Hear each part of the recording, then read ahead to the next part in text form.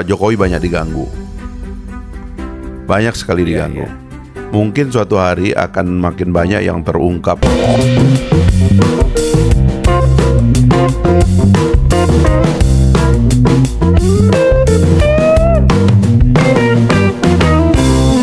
Assalamualaikum warahmatullahi wabarakatuh. Shalom, Om Swastiastu, Namo Buddhaya, salam kebajikan. Kembali lagi dengan saya di sini Leonardo Sirait. Pada kesempatan kali ini teman-teman, saya mau membagikan video yang sangat lucu, aneh dan asik lah gitu ya.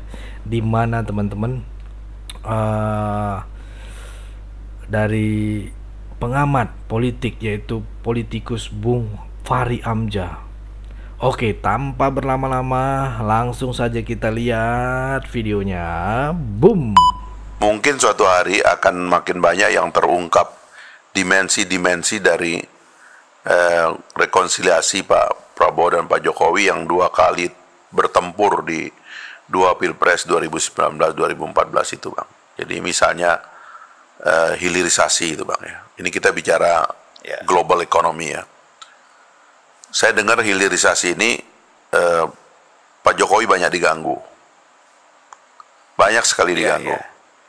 Karena ini kan macam watak VOC, Bang. Orang pengen cuman datang ke Indonesia, ngeruk sumber daya alam.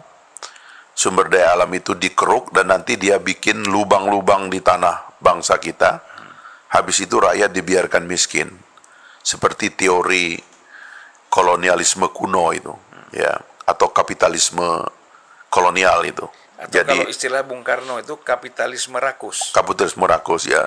Ya, apa namanya, dirty, greedy capitalism. Ya. Jadi teorinya itu tiga. Daerah jajahan adalah sumber pekerja murah. Daerah jajahan adalah sumber daya alam yang dikeruk. Daerah jajahan adalah sumber pasar bagi mereka. Jadi setelah mereka keruk sumber daya alam kita, buruh atau kerja murah gitu, dia kasih kita uang sedikit, lalu dengan uang sedikit itu dia jual produk-produk mereka kepada kita. Nah, akhirnya ngambil keputusan hilirisasi. Banyak yang ganggu. Karena basis dari industrialisasi kan begitu ekonomi itu kan, Bang.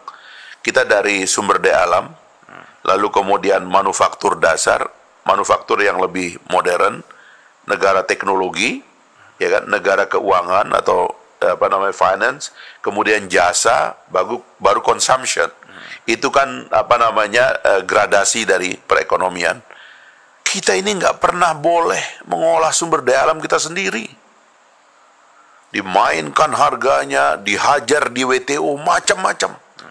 Siapa yang ngotot dengan hilirisasi ini? Siapa yang memberikan backing kepada Pak Jokowi tentang hilirisasi? Coba kalau kita lihat, Bang, itu Pak Prabowo. Dan kalau dia tidak menjamin pasukannya bahwa kita harus tutup mata untuk hilirisasi sebagai syarat dan fondasi bagi kemajuan, nggak bisa kejadian. Sekarang kita sudah kirim sinyal ke seluruh dunia, enough is enough. Indonesia nggak bakalan lagi menjadi tempat lu ngerambil sumber daya alam, ngerampok hasil alam dan tidak diolah di sini. Nggak bakalan lagi. Orang udah tahu itu. Dan itu tantangan besar yang tidak terungkap dalam pilpres ini, Bang. Tapi di belakang layar ada yang bekerja supaya industrialisasi dan hilirisasi tidak diteruskan. Ya, saya ingin cerita pengalaman sedikit ketika saya ke Sumbawa Barat misalnya ya. Iya. Saya melihat di sana ada satu industri tambang. Ya. Dulu dimiliki oleh Newmont, ya. Sekarang dimiliki oleh PT Aman Mineral misalnya. Ya. Nah, saya ke sana melihat bagaimana konsep hilirisasi itu manfaatnya seperti apa. Ya. Nah, dulu kan orang menjual emas sekaligus dengan tanah. Ya.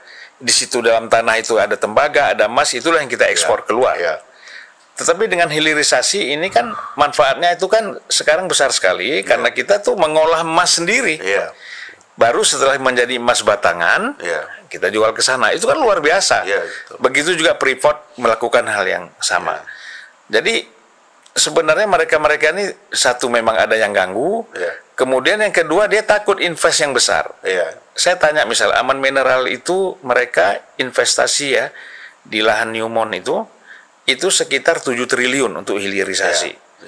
Kemudian Freeport hampir 9 triliun misalnya. Saya nggak tahu Cina yang bikin nikel itu berapa triliun di sana. Jadi ini investasi yang luar biasa sebenarnya. Nah ini orang nggak paham nih. Betul. Orang ini kan gampang sekali tersentuh emosi, ya kan? Persoalan-persoalan yang sebenarnya bukan hal prinsip. Ya. Gitu. Nah, kita bicara hukum dan demokrasi kan nanti bisa berangkat dari sini. Ya. Kesejahteraan ini kan. Iya, iya. Gitu, Bung Fahri. Ya Nah, itu kira-kira yang mau diselesaikan oleh Pak Prabowo itu memang ya omong kosong lah, kita bicara demokrasi, kita bicara tentang gagasan-gagasan ideal, Bang. Kalau kita dijebak sebagai negara berpendapat terendah. dan kita masih negara kolonial. Iya. Nih kolonialisme. Iya.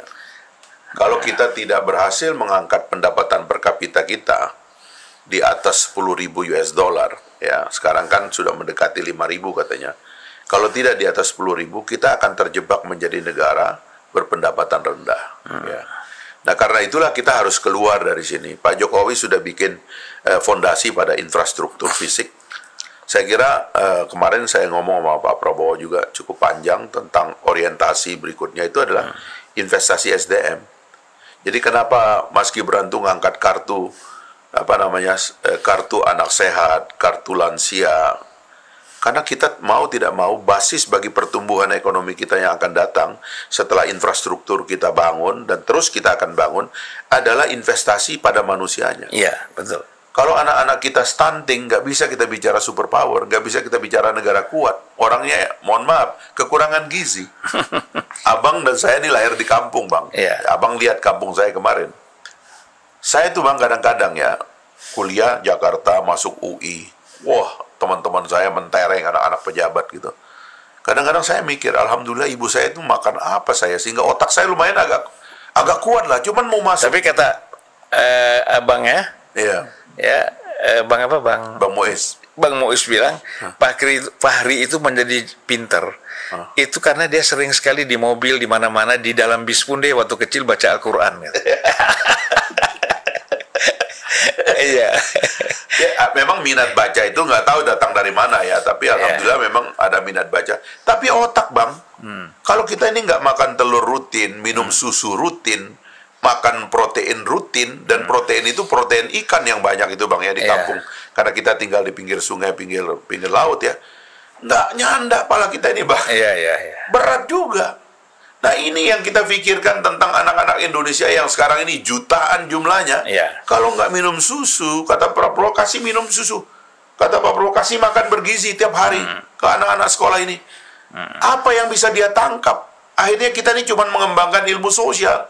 Sains nggak bisa, matematika nggak bisa, fisika nggak bisa, teknologi nggak bisa, nggak maju kita, Bang.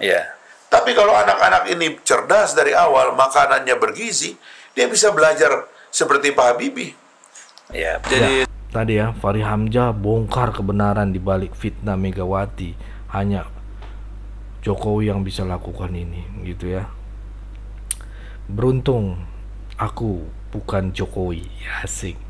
Sulit kubayangkan orang sesabar dia, ya kan, menghadapi cercaan, hinaan, cemohan, sampai keluarganya. Aku tak bisa bayangkan terbuat dari apa hatinya bisa sesabar itu. Doaku selalu untukmu, Pak Jokowi. Keren ya kawan-kawan. Ya, sebagai rakyat Indonesia, saya bangga mempunyai presiden seperti beliau. Ya, teman-teman. Nggak tahu kalau teman-teman bagaimana pandangan kalian, komen ya. Jadi sekelas Pak Presiden Jokowi maupun Pak Menhan Prabowo Subianto bukan lagi membicarakan problem-problem masalah nasional, teman-teman, tapi mereka bersaing untuk internasional gitu loh, membicarakan problem di kancah internasional. Nah ini bagus untuk pembelajaran masyarakat Indonesia agar kita tidak tergiring oleh opini dan para profesor apa ya yang dibilang kemarin, provokator gitu ya, yang tidak baik tentunya untuk kemajuan negeri kita ini, untuk memajukan bangsa, untuk mencerdaskan kehidupan bangsa gitu ya. Kalian tinggalkan komentar kalian di bawah ya, teman-teman, komen dong, jangan malu-malu. Apa pandangan kalian tentang Pak Jokowi, atau pandangan kalian saat video ini? Contoh kayak saya buat begini nih, contoh ya teman-teman, saya kasih contoh. Pak Jokowi itu seperti teh botol sosro. Asik ya kan? Apapun makanannya, minumnya tetap teh botol sosro. Ya. Apapun persoalannya, ujung-ujungnya Pak Jokowi yang kena sasarannya. Fitnaan, hinaan, ejekan. Berapa banyak pahala yang Pak Jokowi ambil dari hinaan-hinaan ini? Kalian harus tahu kawan-kawan, yang suka melakukan hal tersebut ke Pak Jokowi, aduhan, amal ibadah kalian berkurang ya. Padahal tinggal 2 bulan lagi Pak Jokowi jadi semakin memanas gitu ya. Para pembenci Jokowi ya makin kejang-kejang, tetapi rakyat akan tetap cinta Jokowi Widodo selamanya.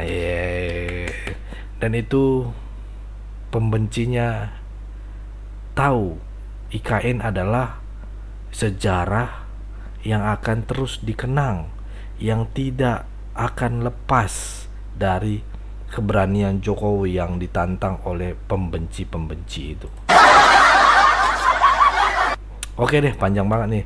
Jangan lupa komen, share, dan bagikan video ini teman-teman. Dan saya akhiri video ini, pokoknya tetap jaga persatuan Indonesia, jangan mau terpecah belah, jangan mau diadu domba dengan bangsa sendiri, tetap jaga rukun, aman, persatuan Indonesia, karena NKRI harga mati. Saya Leonardo Sirait, mohon undur diri, bye bye.